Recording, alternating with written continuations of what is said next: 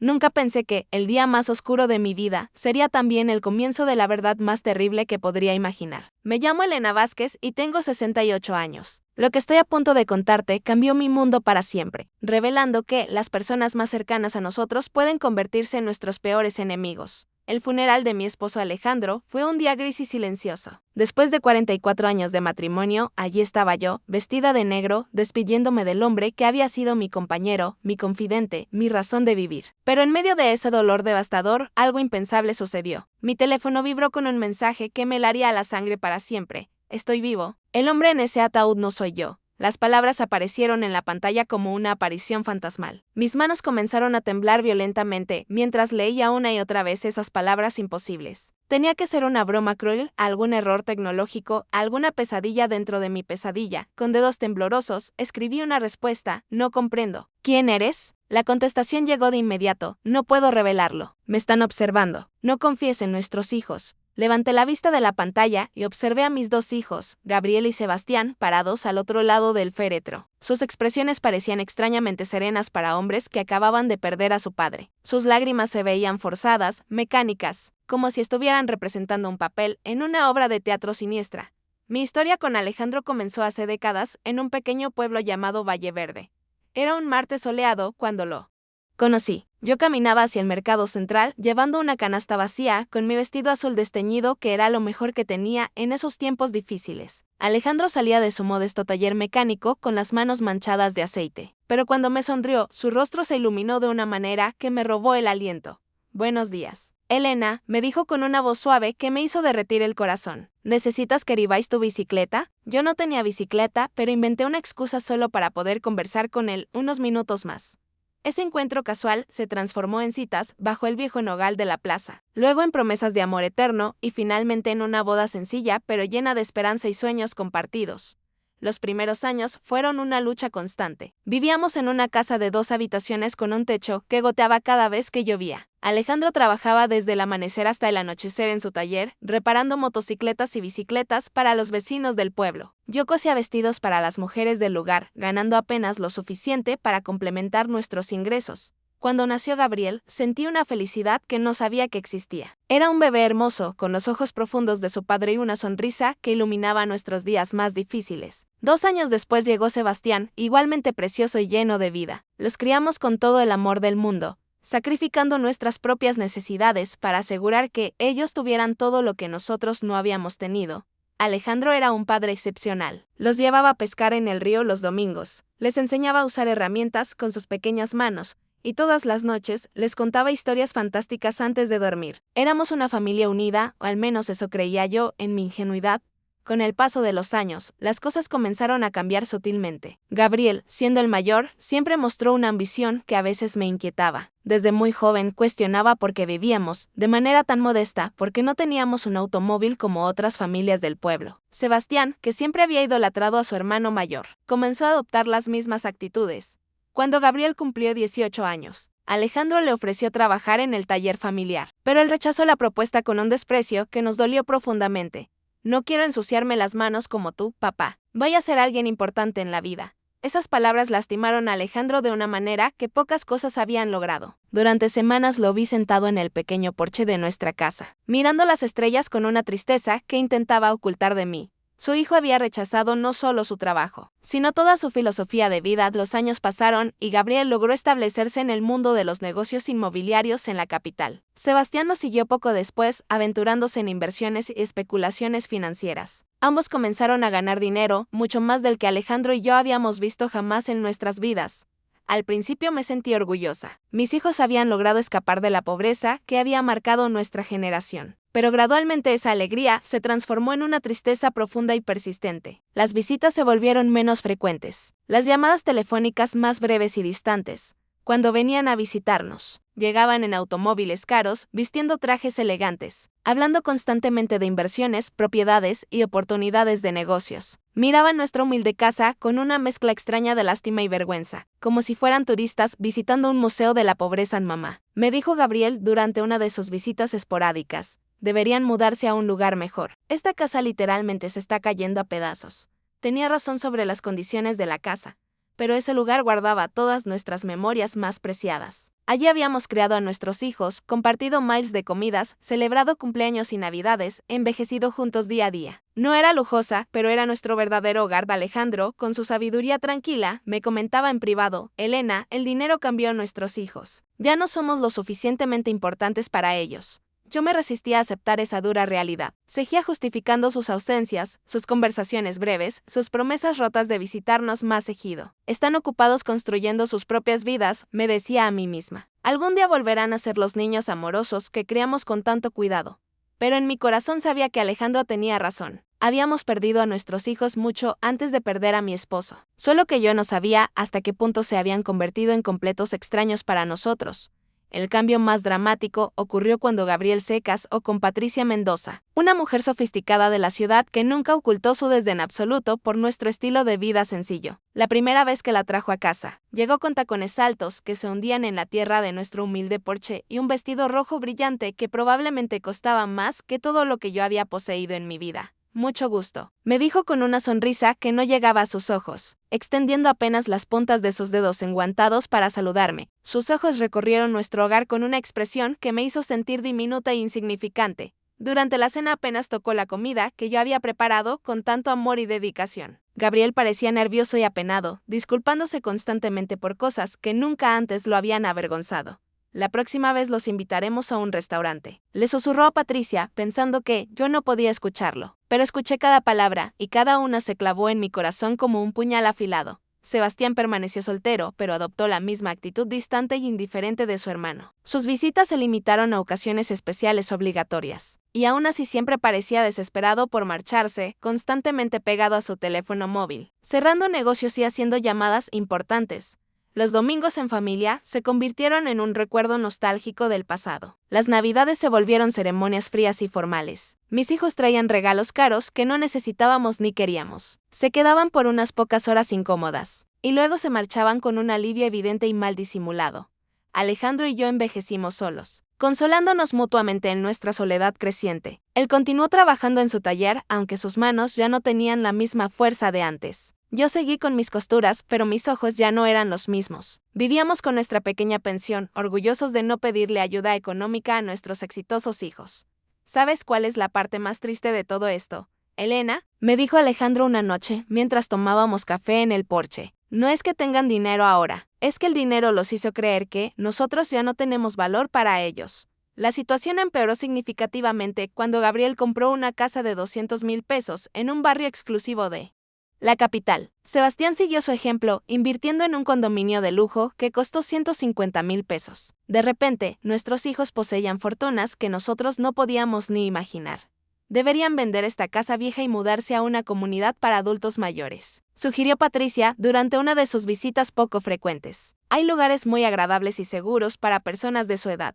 La expresión comunidad para adultos mayores me golpeó como una cachetada. Después de 40 años construyendo nuestro hogar, querían mandarnos a un asilo elegante. No necesitamos un asilo, respondió Alejandro con toda la dignidad que pudo reunir. Estamos perfectamente bien aquí, en nuestra propia casa. Pero vi las expresiones en los rostros de Gabriel y Sebastián. Apoyaban completamente la sugerencia de Patricia. Para ellos ya éramos una carga molesta, un problema que debía resolverse de la manera más conveniente para sus vidas ocupadas. Fue entonces cuando las sugerencias se volvieron más directas y agresivas. Gabriel llegó un día con papeles legales en la mano, documentos que había preparado, sin consultarnos siquiera. Papá, mamá, dijo con esa sonrisa falsa que había perfeccionado a lo largo de los años, he estado pensando seriamente en su futuro. Esta casa vale como máximo 10,000 pesos. Si la venden, puedo agregar dinero de mi parte para que se muden a un lugar mucho mejor. Para nosotros no existía un lugar mejor que el hogar donde habíamos sido felices durante décadas. Pero Gabriel no podía comprenderlo. Para él, todo se reducía a valores monetarios y cálculos fríos. Además, continuó con autoridad, creo que papá debería jubilarse definitivamente del taller. Ya tiene 72 años. Es hora de descansar completamente. Alejandro lo miró con una tristeza infinita en sus ojos cansados. Hijo, trabajar no es una carga para mí. Es lo que me mantiene vivo, lo que le da propósito y significado a mis días. Pero podrías lastimarte gravemente, insistió Sebastián con una preocupación que sonaba extrañamente ensayada. A tu edad, cualquier accidente sería extremadamente peligroso.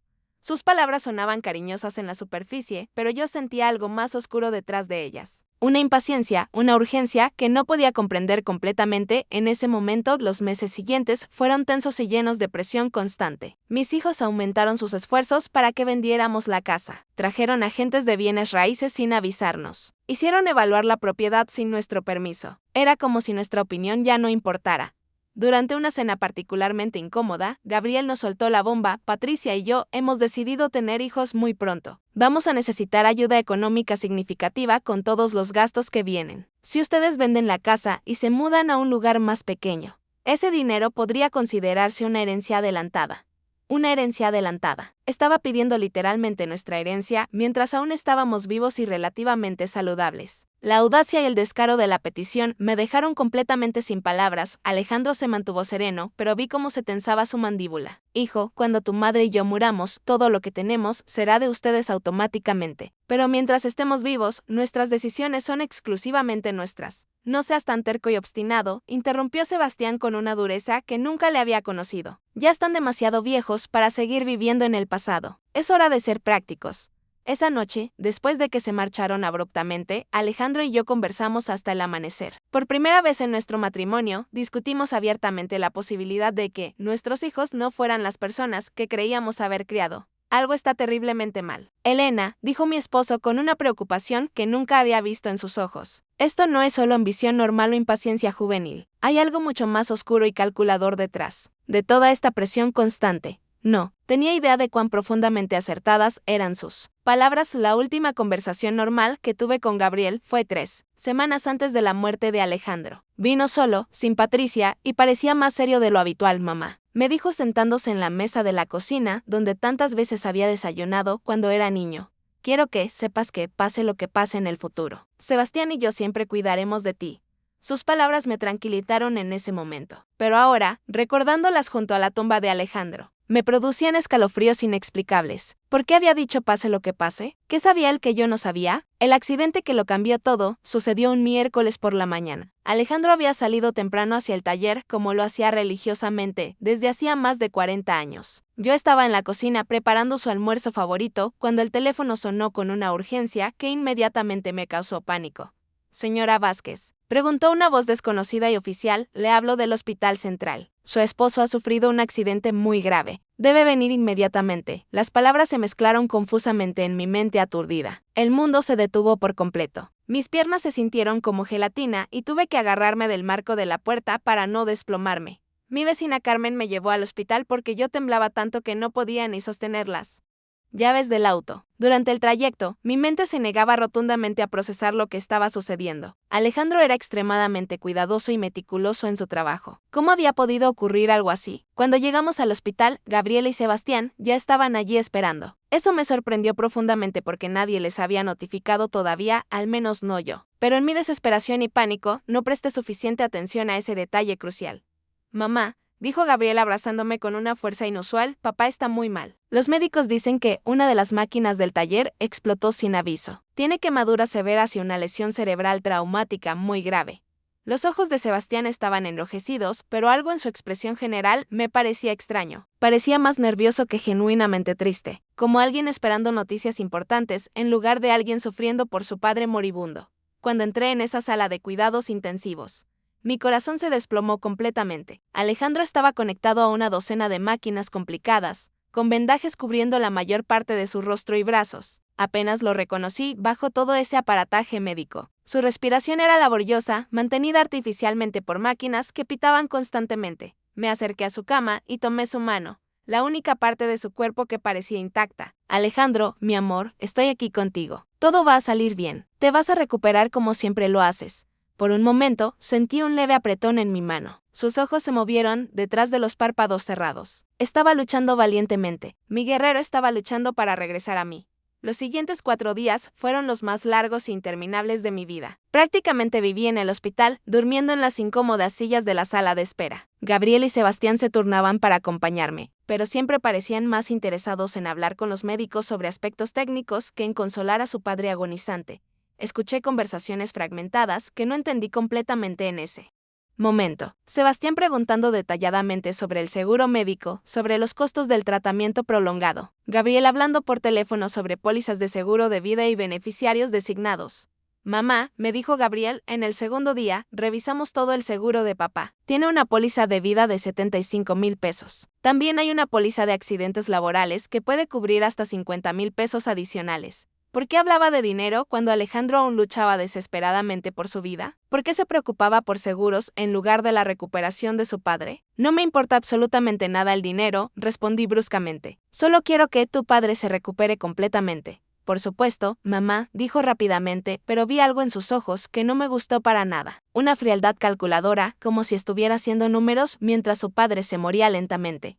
En el cuarto día, los médicos nos dieron la noticia más devastadora de mi existencia. El doctor Ramírez nos reunió en una pequeña oficina privada. Señora Vázquez, la condición de su esposo es extremadamente crítica. Las quemaduras se han infectado gravemente y el traumatismo cerebral es mucho más severo de lo que pensamos inicialmente. Necesitamos ser completamente realistas sobre sus posibilidades de supervivencia. ¿Qué significa eso exactamente? Pregunté, aunque mi corazón ya conocía la respuesta terrible.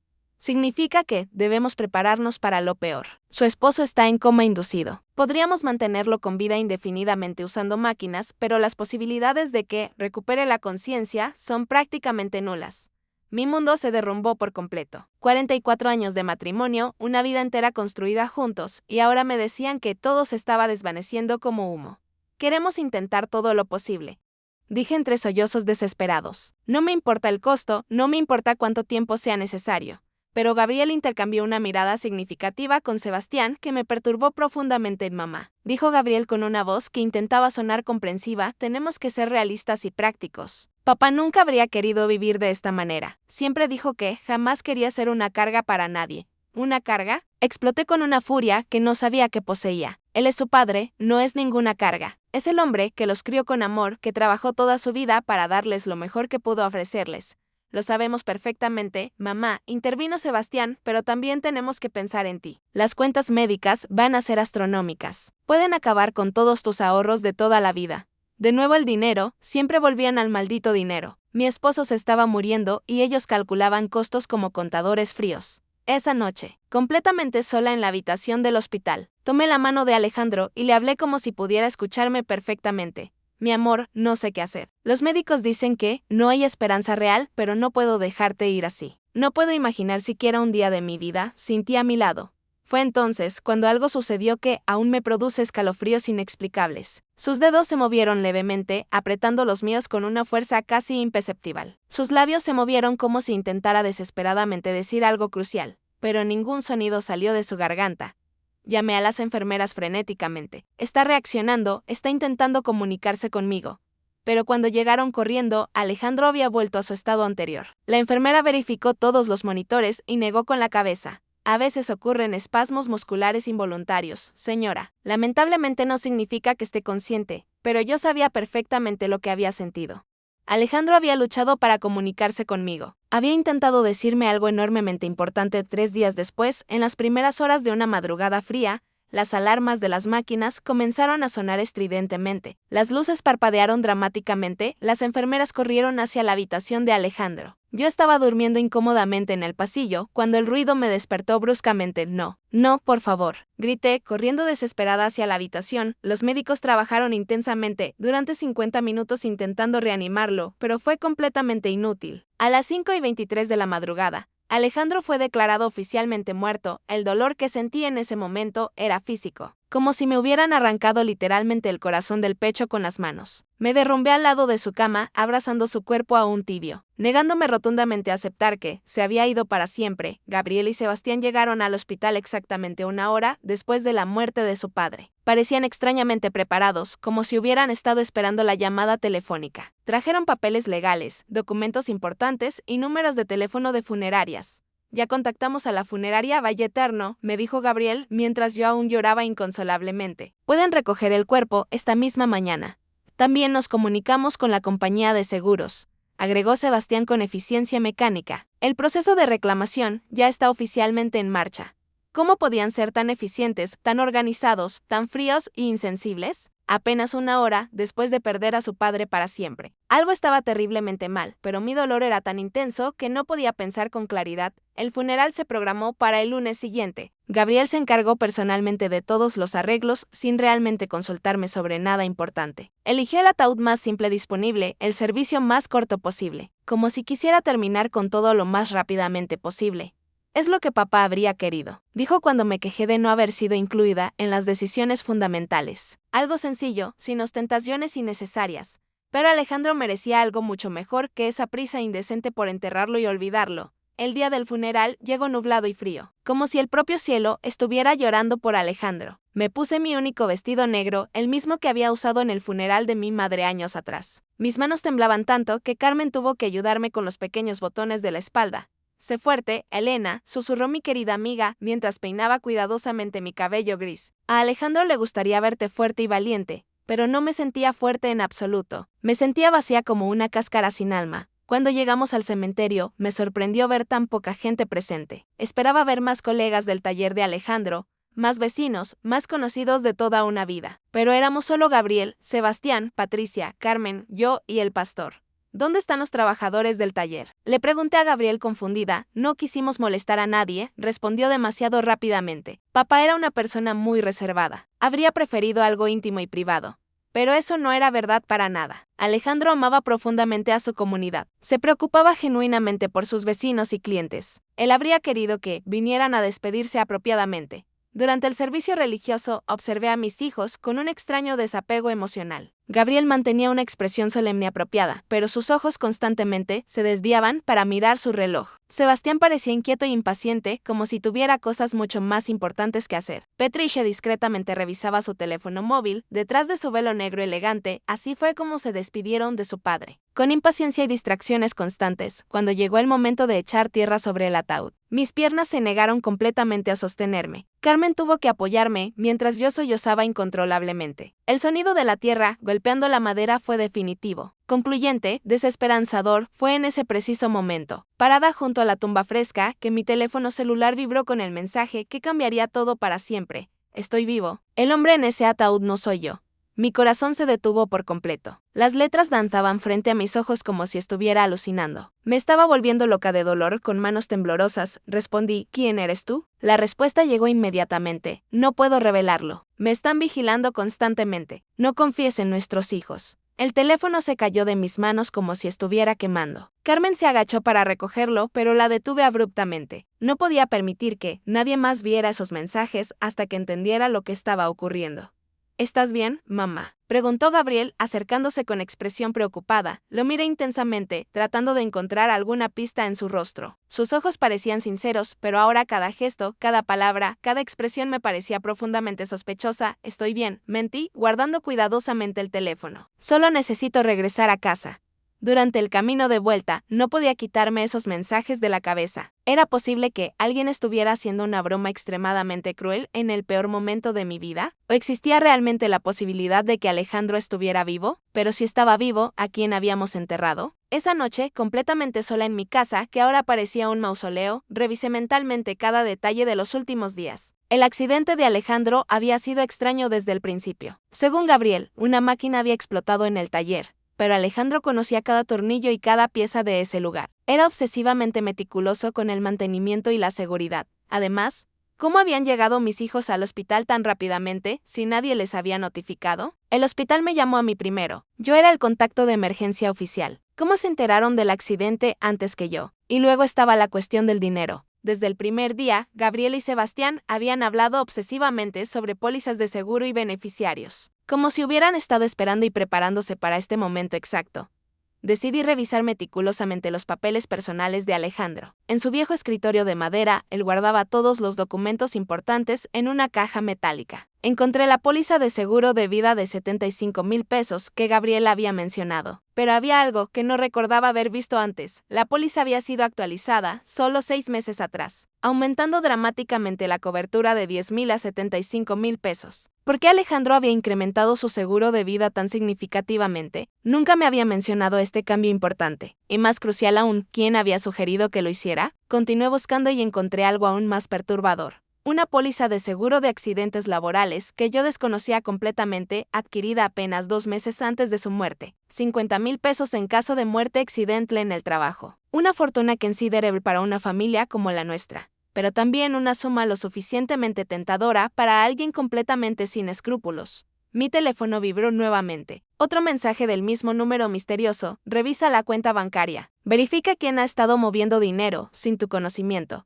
Esta vez no dudé ni por un segundo. Esta persona, quienquiera que fuera, sabía demasiados detalles específicos para ser simplemente un bromista cruel. Sabía sobre los seguros, sobre mis hijos, sobre detalles que solo alguien extremadamente cercano a nosotros podía conocer. Al día siguiente fui directamente al banco, donde Alejandro y yo habíamos tenido nuestra cuenta durante 30 años. La señora López, la gerente, que nos conocía desde hacía décadas, me recibió con condolencias sinceras. Elena, lamento muchísimo lo de Alejandro. Era un hombre verdaderamente bueno. Gracias, señora López. He venido a revisar nuestras cuentas. Necesito entender completamente nuestra situación financiera actual. Ella me mostró los estados de cuenta de los últimos 6 meses. Lo que vi me dejó helada hasta los huesos. En los últimos 3 meses se habían realizado retiros significativos de nuestra cuenta de ahorros. En enero, 4,000 pesos. En febrero, 5,000 pesos. En marzo, 6,000 pesos. Dinero que, yo no sabía que, se había movido. ¿Quién autorizó específicamente estos retiros? Pregunté con la voz completamente temblorosa. Su esposo vino personalmente, explicó la señora López. Dijo que necesitaba el dinero para reparaciones urgentes en el taller, pero yo me encargaba meticulosamente de todas las cuentas domésticas. Sabía exactamente cuánto dinero teníamos y en qué lo gastábamos. Alejandro nunca había mencionado reparaciones costosas en el taller. ¿Tiene las firmas de esos retiros? Pregunté con creciente ansiedad. Ella me mostró los recibos bancarios. Efectivamente, parecía la firma de Alejandro, pero algo en la caligrafía me parecía extraño. Era demasiado temblorosa, demasiado incierta para su letra generalmente firme y segura. Señora López, pregunté con el corazón acelerado, ¿vino solo a hacer estos retiros o había alguien acompañándolo? Pensó cuidadosamente por un momento. Ahora que lo menciona, creo que vino con uno de sus hijos 1 o 2 veces. Gabriel, me parece. Dijo que estaba ayudando a su padre con el papeleo porque a Alejandro le costaba leer documentos sin sus anteojos. Gabriel, mi propio hijo, había estado involucrado en retiros de dinero que yo desconocía completamente, usando los problemas de visión de su padre como excusa conveniente. Pero Alejandro veía perfectamente bien con sus anteojos, que nunca se quitaba durante las horas del día.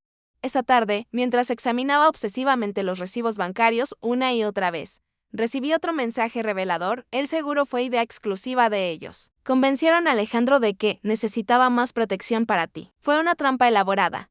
Ya no podía negar la evidencia abrumadora que se acumulaba sistemáticamente. Las pólizas de seguro misteriosamente aumentadas, los retiros de dinero no autorizados. La presencia sospechosa de Gabriel en transacciones que yo desconocía. Su eficiencia mecánica organizando el funeral. Su frialdad durante la agonía de su padre. Pero la pregunta que me aterrorizaba completamente era, si realmente habían planeado la muerte de Alejandro, ¿cómo lo ejecutaron exactamente? ¿Y quién demonios me estaba enviando estos mensajes reveladores? Los días siguientes se convirtieron en una pesadilla interminable de dudas y sospechas constantes. Cada sonrisa de Gabriel, cada abrazo de Sebastián, cada palabra de condolencia parecía una máscara elaborada que escondía algo absolutamente siniestro. Pero necesitaba evidencia sólida antes de aceptar una verdad tan horrible. Mi teléfono continuó recibiendo mensajes del número misterioso. Ve al taller de Alejandro inmediatamente. Busca en su escritorio personal. Hay cosas cruciales que no has visto. Decidí ir al taller por primera vez desde el accidente. Gabriel había afirmado que una máquina había explotado violentamente. Pero cuando llegué allí, encontré algo completamente diferente de lo que esperaba. El taller estaba extrañamente limpio. Demasiado limpio para haber sido el escenario de una explosión devastadora. No había marcas de quemaduras en las paredes, ni escombros metálicos, ni señales evidentes de la destrucción que un accidente tan grave debería haber causado inevitablemente. ¿Dónde está exactamente la máquina que explotó? Pregunté en voz alta, examinando minuciosamente cada rincón. Cada máquina estaba en su lugar correspondiente, funcionando perfectamente. La soldadora, el compresor, la sierra eléctrica, todas completamente intactas. En el escritorio personal de Alejandro encontré algo que me produjo escalofríos inmediatos, una nota escrita con su letra característica, fechada 3 días antes de su muerte. Gabriel insiste obsesivamente en que necesito más seguro de vida. Dice que es para proteger a Elena, pero algo no me parece correcto. No confío en sus verdaderas intenciones. Debajo de esa nota había otra. Sebastián me trajo papeles complicados para firmar. Dice que es para modernizar el taller, pero no entiendo realmente de qué se trata. ¿Por qué tanta prisa inexplicable? Mi esposo había sospechado. Había intuido las malas intenciones de nuestros propios hijos. Pero murió antes de poder advertírmelo completamente. Continué buscando desesperadamente y encontré un sobresellado con mi nombre escrito cuidadosamente. Lo abrí con manos temblorosas. Era una carta de Alejandro, su último mensaje para mí. Mi querida Elena, si estás leyendo esto, significa que algo grave me ha ocurrido. En los últimos meses he notado cambios extremadamente inquietantes en Gabriel y Sebastián. Están obsesionados con nuestro dinero, con los seguros, con que vendamos la casa. Patricia está ejerciendo presión tremenda sobre ellos. Ayer Gabriel me dijo que debería preocuparme más por mi seguridad personal, porque a mi edad cualquier accidente podría ser absolutamente fatal. No sé exactamente por qué, pero esas palabras sonaron como una amenaza velada. Te amo profundamente. Elena, si algo me sucede, no confíes ciegamente en nadie, ni siquiera en nuestros propios hijos. La carta se cayó de mis manos como si pesara toneladas. Alejandro había presentido su propia muerte. Había visto las señales que yo, cegada por el amor materno incondicional, había ignorado completamente. De esa noche, Gabriel vino a visitarme. Llegó con una botella de vino caro y una sonrisa que ahora parecía completamente falsa y calculada. Mamá, he estado pensando mucho en tu futuro, dijo sirviéndose generosamente sin preguntar si yo quería. El dinero del seguro ya está en proceso de aprobación. Serán exactamente 125,000 pesos. ¿Cómo sabes la cantidad tan exacta? Pregunté fingiendo inocencia completa. Bueno, ya ayudé personalmente a papá con todo el papeleo del seguro. Quería asegurarse de que tendrías suficiente dinero para vivir cómodamente el resto de tu vida. Una mentira descarada. Alejandro nunca había querido aumentar el seguro voluntariamente. Según su propia nota, había sido presionado persistentemente por Gabriel. ¿Y qué crees específicamente que debería hacer con ese dinero? Pregunté, observando cuidadosamente cada matiz de su reacción. Sus ojos se iluminaron con un brillo que me produjo escalofríos. Podrías comprar una casa más pequeña y acogedora, o mejor aún, mudarte a una comunidad especializada para adultos mayores, donde tendrías compañía constante y cuidados médicos profesionales. Sebastián y yo podríamos manejar inteligentemente tu dinero para que rinda muchísimo más. Manejar mi dinero. La audacia absoluta. Solo queremos cuidarte apropiadamente, mamá. A tu edad es extremadamente fácil ser engañada o tomar decisiones financieras terriblemente equivocadas. Nosotros entendemos de inversiones complejas, de negocios sofisticados. Podríamos triplicar esa cantidad en pocos años. Déjame pensarlo cuidadosamente, dije tratando de ganar tiempo valioso. Por supuesto, respondió con su dulzura artificial. Pero no tardes demasiado en decidir. Es por tu propio bien. Después de que se marchó, me senté en la cocina, temblando de rabia y terror absoluto. Mis propios hijos no solo habían asesinado a su padre, sino que ahora planeaban despojarme sistemáticamente de todo lo que me quedaba. Esa noche, mi teléfono vibró con un mensaje más extenso que los anteriores. Elena, soy Ricardo Torres, detective privado especializado. Alejandro me contrató 3 semanas antes de morir porque desconfiaba profundamente de Gabriel y Sebastián. Lo envenenaron con anticongelante mezclado en su café matutino. Tengo grabaciones de audio de sus conversaciones, planeándolo meticulosamente. Mañana a las 3 de la tarde, ve al café El Rincón. Siéntate en la mesa del rincón izquierdo. Estaré esperándote. Finalmente sabría quién me estaba enviando esos mensajes cruciales y, más importante, tendría las pruebas necesarias para obtener justicia por el asesinato de mi esposo. Pero también sabía que no tenía mucho tiempo. Gabriel y Sebastián habían revelado claramente sus intenciones. Si no actuaba rápidamente, terminaría encerrada en un asilo, mientras ellos gastaban alegremente el dinero que le había costado la vida a Alejandro. La guerra había comenzado oficialmente. Y aunque era una mujer de 68 años contra 2 hombres completamente despiadados, tenía algo fundamental que ellos no poseían, la verdad. Y la verdad, tarde o temprano, siempre encuentra la manera de emerger a la luz. Al día siguiente, llegué al café exactamente a la hora indicada. Un hombre de aproximadamente 50 años, de cabello gris y expresión seria pero amable, se acercó a mi mesa, llevando una carpeta marrón. Señora Vázquez, preguntó en voz baja. Soy Ricardo Torres. Lamento profundamente su pérdida. Alejandro era realmente un hombre excepcional. Se sentó y colocó la carpeta sobre la mesa. Antes de mostrarle lo que tengo, necesita saber que lo que está a punto de escuchar será extremadamente doloroso. ¿Está preparada? Me he estado preparando desde que recibí su primer mensaje, respondí con una firmeza que no sabía que poseía. Ricardo abrió la carpeta y sacó una pequeña grabadora digital. Alejandro vino a verme hace un mes. Estaba genuinamente preocupado por el comportamiento extraño de sus hijos. Me contrató para investigarlos discretamente. Presionó el botón de reproducción. La voz de Alejandro, tan familiar y querida, llenó el pequeño espacio entre nosotros. Ricardo, necesito que sepas que si algo me sucede, definitivamente no será un accidente. Gabriel y Sebastián me han estado presionando insistentemente para que aumente mi seguro de vida. Ayer Gabriel me trajo papeles complicados. Dijo que era para proteger mejor a Elena. Pero cuando los analicé cuidadosamente, me di cuenta de que también había cláusulas que los beneficiaban directamente a ellos. Mi corazón se aceleró dramáticamente. Escuchar la voz de Alejandro era como tenerlo de vuelta por unos minutos preciosos. Pero sus palabras confirmaban mis peores sospechas. Ricardo reprodujo otra grabación aún más escalofriante. Esta vez era la voz de Gabriel hablando por teléfono. No podemos esperar más tiempo. El viejo está empezando a sospechar demasiado. Ayer me preguntó directamente por qué estaba tan interesado en su seguro de vida. Sí, ya conseguí el anticongelante. Funciona perfectamente porque los síntomas imitan un ataque cardíaco natural. No, la madre no será ningún problema. Después de que papá muera, estará tan devastada emocionalmente que podremos hacer absolutamente lo que queramos con ella. Las lágrimas comenzaron a rodar incontrolablemente por mi rostro. Era la voz de mi propio hijo, mi bebé, planeando fríamente el asesinato de su padre. Hay más, dijo Ricardo suavemente. Esta grabación es del día anterior a la muerte de Alejandro. Una nueva grabación comenzó. Esta vez era Sebastián conversando con alguien. Todo está completamente listo. Mañana Gabriel le pondrá el anticongelante al café matutino de papá. Le dijimos que era un suplemento vitamínico especial que un médico había recomendado. El idiota se lo beberá sin sospechar absolutamente nada. Los síntomas comenzarán con mareos severos y confusión. Luego pérdida de la visión, convulsiones violentas, coma profundo. Los médicos pensarán que es un derrame cerebral o un infarto masivo. Cuando se den cuenta de que es envenenamiento, será demasiado tarde. Mi mundo se derrumbó por completo. No solo habían planeado meticulosamente el asesinato de Alejandro, sino que lo habían ejecutado con una frialdad que me aterraba hasta el alma.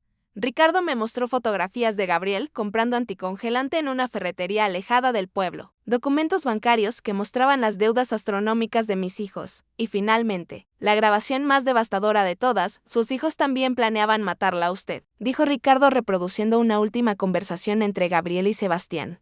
Después de que tengamos todo el dinero del seguro de papá, también tenemos que deshacernos de mamá, decía Gabriel con naturalidad escalofriante. No podemos arriesgarnos a que sospeche o que alguien le meta ideas peligrosas en la cabeza, ¿cómo? Preguntaba Sebastián, lo mismo que con papá, pero esta vez podemos hacer que parezca un suicidio por depresión profunda. Una viuda que no puede vivir sin su esposo. Nadie lo cuestionaría. Y con el dinero completo, seríamos los únicos herederos. La casa, los ahorros, el dinero del seguro, casi 200,000 pesos en total. Esa misma noche fuimos directamente a la estación de policía. El capitán Mendoza escuchó cada grabación con expresión cada vez más grave. Las evidencias eran irrefutables. 3 meses después comenzó el juicio. La sala estaba abarrotada de periodistas y curiosos. Cuando fue mi turno de testificar, caminé hacia el estrado con determinación absoluta. Señora Vázquez, me preguntó el fiscal, ¿puede decirnos cómo era su relación con sus hijos antes del asesinato de su esposo? Pensaba que tenía una relación amorosa con ellos, respondí mirando directamente a Gabriel y Sebastián. Los crié con amor incondicional, sacrifiqué todo por su bienestar. Nunca imaginé que ese amor se convertiría en la razón de su asesinato. El jurado deliberó por solo 4 horas. Cuando regresaron, el silencio era absoluto. En el caso del Estado contra Gabriel Vázquez y Sebastián Vázquez por asesinato en primer grado de Alejandro Vázquez, encontramos a los acusados culpables. En el cargo de conspiración para cometer asesinato contra Elena Vázquez, encontramos a los acusados culpables. El juez procedió inmediatamente a la sentencia, Gabriel Vázquez y Sebastián Vázquez, por el asesinato premeditado de su padre y la conspiración para asesinar a su madre. Lo sentenció a cadena perpetua, sin posibilidad de libertad condicional por 30 años hoy. 5 años después del juicio, vivo en paz en mi pequeña casa. Convertí el taller de Alejandro en un hermoso jardín donde cultivo flores que llevo a su tumba cada domingo. Ricardo se ha convertido en un amigo cercano y funde la Fundación Alejandro Vázquez para víctimas de crímenes familiares. A veces los vecinos me preguntan si extraño a mis hijos. La respuesta es compleja. Extraño a los niños que fueron, pero esos niños murieron mucho antes que Alejandro. Los hombres en que se convirtieron no eran mis hijos. Eran extraños que compartían mi sangre pero no mi corazón. He aprendido que la verdadera familia no se define por la sangre, sino por el amor, la lealtad y el respeto mutuo. La justicia no trajo a Alejandro de vuelta, pero me dio la paz que necesitaba para seguir adelante y en las noches tranquilas. Cuando me siento en el porche donde tantas veces tomamos café juntos, juro que puedo sentir su presencia. orgulloso de mí por haber tenido la fortaleza suficiente para hacer lo correcto, incluso cuando eso significaba perder a mis hijos para siempre. Porque al final, la verdad siempre prevalece y la justicia, aunque tarde en llegar, eventualmente encuentra su camino hacia la luz.